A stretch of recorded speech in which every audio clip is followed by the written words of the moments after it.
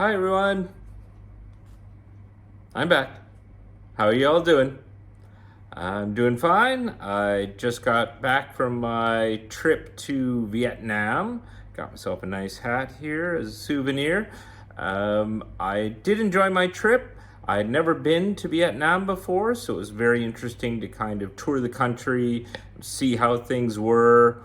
It was a lot more developed than I was expecting. I was kind of expecting that it really didn't start developing maybe in the early 2000s, so it'd be maybe a couple decades behind how Thailand looks, but in truth, it was actually very nicely developed. And some places like Da Nang and Ho Chi Minh City are very modern and have all the the amenities and fancy shops and all of that stuff, which did surprise me.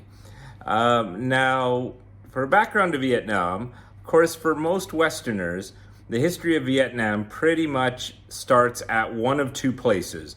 Either the Vietnam War, starting in the mid to late 60s when the Americans got involved in the country, or maybe the mid to late 1800s, which is the beginning of the French colonial period.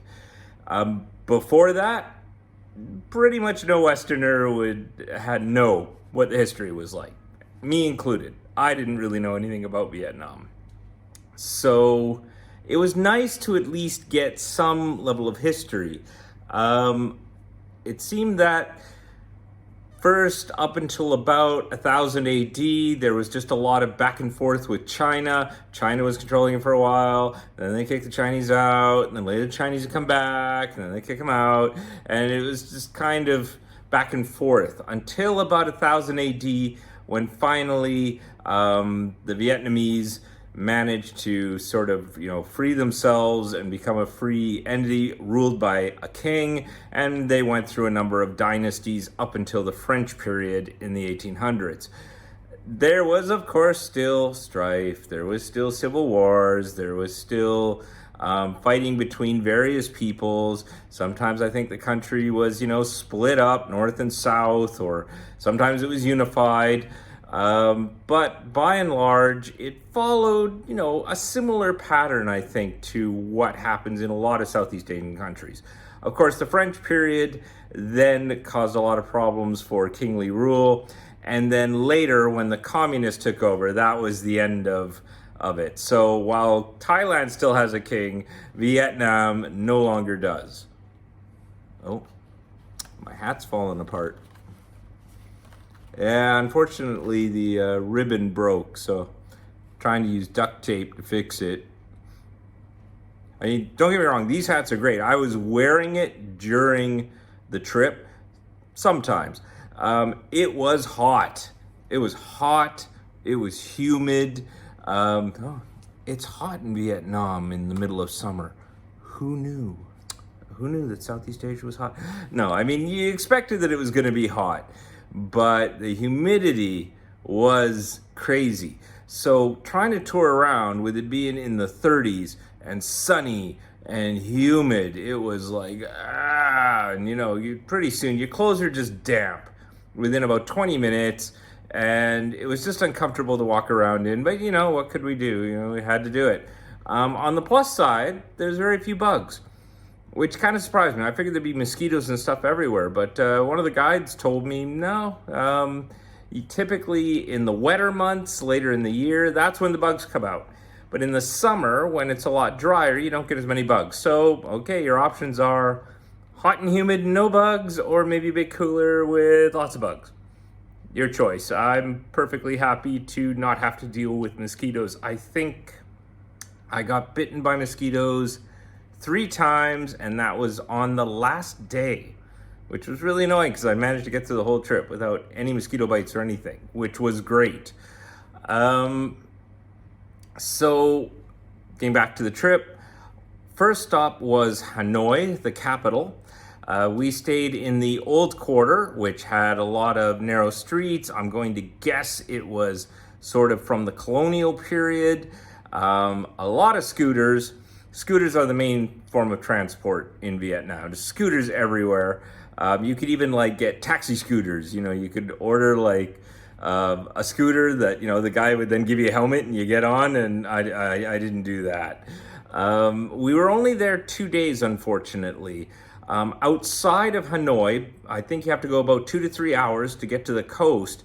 There's a very famous bay called Halong Bay with some very nice islands, but unfortunately we didn't get around to getting out there.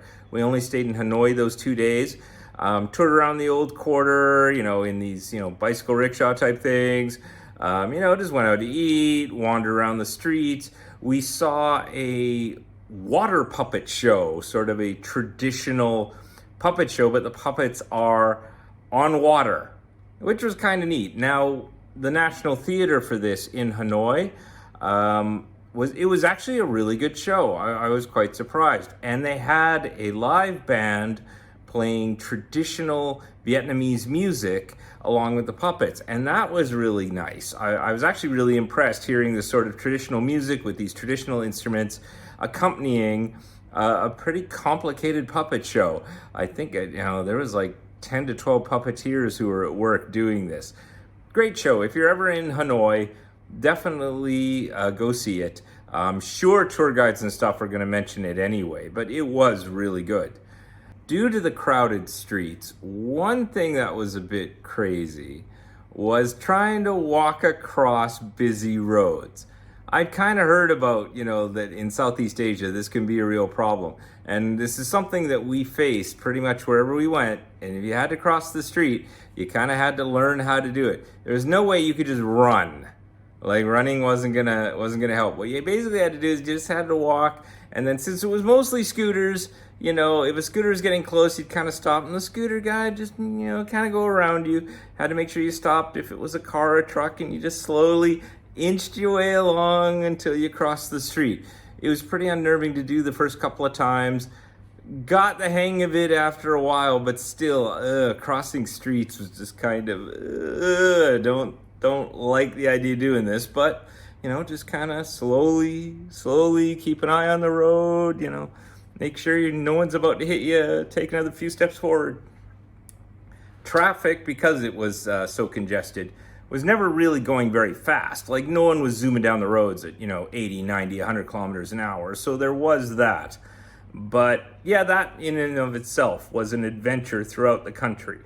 Another thing about Vietnam that I saw being in Hanoi and the other cities was that I guess plots of land are very small when they're allocated to people. And so buildings are very narrow. You get these narrow buildings, and then they build like 3, 4, 5 stories, 6 stories. It looks like it was practically one room per floor.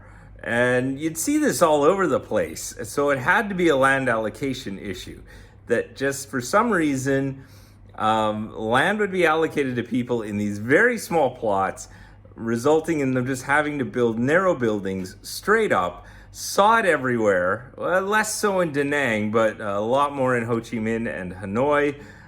It was unusual, but it was just seemed to be an architectural design in the country. We also toured a prison that was built in Hanoi. This prison dated from the French colonial period. It had a number of exhibits with, how they treated the prisoners and so forth. Of course, it wasn't a very positive thing. Many of the prisoners at the time were political prisoners, especially communists. So there was a lot of propaganda about French mistreatment of, the true people of Vietnam, and how the French were, keeping the people down and suppressing, the people and so forth. Which, well, I guess was true. I mean, it was the colonial period. It was not nice seeing that prison. I'm not sure if that is the same prison that they would use for U.S. soldiers that they had captured. I know they were in a prison in Hanoi. I don't think it was that one, though, because I didn't see a lot of exhibits about it. I saw a few bits about, the U.S. prisoners and what's her name? Jane Fonda, Hanoi Jane, going to visit and all this, but I don't think they were generally keeping the prisoners in that prison. One treat that I tried in Hanoi was a specialty coffee called egg coffee. Anywhere you went that served coffee, they would probably serve you egg coffee if you asked for it. And it was basically just, a whipped egg mixture made and blended into the coffee. But Vietnamese coffee is very sweet. They serve it with a lot of sugar. So actually, I'm getting this egg coffee and not even really tasting egg. It was kind of more like just coffee with a lot of sugar, maybe almost like an eggnog version of coffee. It was really nice, had it a couple of times, very sweet. If you're in Vietnam, feel free to try it. It's not that weird. You'd think kind of, okay, it's gonna be some weird eggy thing, but no, actually, I just kind of felt it was a very sweet coffee, made with a touch of like an eggnog kind of taste to it. But it was enjoyable, except I don't generally put sugar in coffee, so the sweetness was just like, oh, this is really sweet, which is traditionally how they serve coffee. Finally, there was an adventure going shopping. A bunch of us went to a mall, went shopping for stuff. Prices are cheaper in Vietnam than Qatar, no surprise there. Qatar is a very expensive place. So we decided to take a bit of time to shop for clothes, especially some shirts and things. I mean, with the humidity, I was changing clothes 2, maybe 3 times a day. You're having 2 to 3 showers because just any time you got back to the hotel, it's just like, and you had to change and shower just because of all the humidity. And so thanks to shopping in Vietnam, I discovered I'm really fat. I mean, I'd go into a shop, and in Qatar I buy large. Okay, I don't consider myself that big of a guy. I am a bit overweight still. Don't get me wrong. I'm not obese though, and I grab a large off the rack, and I'm like, oh no, this seems a bit too small. And then I turned to the sales lady, and I don't think she spoke English very well, but I was just like, what do you think? XL? XL? And she just kind of, and then went. And I was just like, 2XL? You think I'm 2XL? And then she just put the hand down to the stomach and went. It's like, oh, thanks. Thanks a lot. Well, guess what? 2XL fits. And I mean, I was nowhere near the biggest guy in our group. One of the guys who was with me in the shop, he was suddenly 3XL. And like, that's about the max that stores go in this mall. And even then, he was 50-50 on 3XL fitting him. So, you had like, basically you're walking into a shop and the shop people just going, well, good chance nothing's gonna fit you. Like, ouch. Like, Okay, I'm trying to lose weight. It hurts kind of walking into a shop and being told, you're 2XL. I think Russell Peters, the Canadian comedian, had a joke about him going to Beijing, and then suddenly he needed pants, and he went to a shop, and the shopkeeper was like, well, what's your waist size? And he's like, 36, and the guy's like, 36? Lose some weight, fat boy. Similar kind of mentality, I think, going into Vietnam, and having, that you're 2XL suddenly, even though you'd be an L in North America.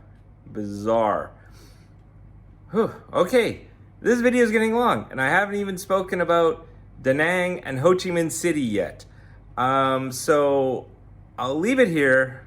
We'll do a part 2 for Vietnam. See if I can fix the hat a bit. I don't know. I tried to duct tape it, but it doesn't seem to be working that well. And I'll post that as well. Hope you're all doing okay. I enjoyed my trip, and we'll talk to you later.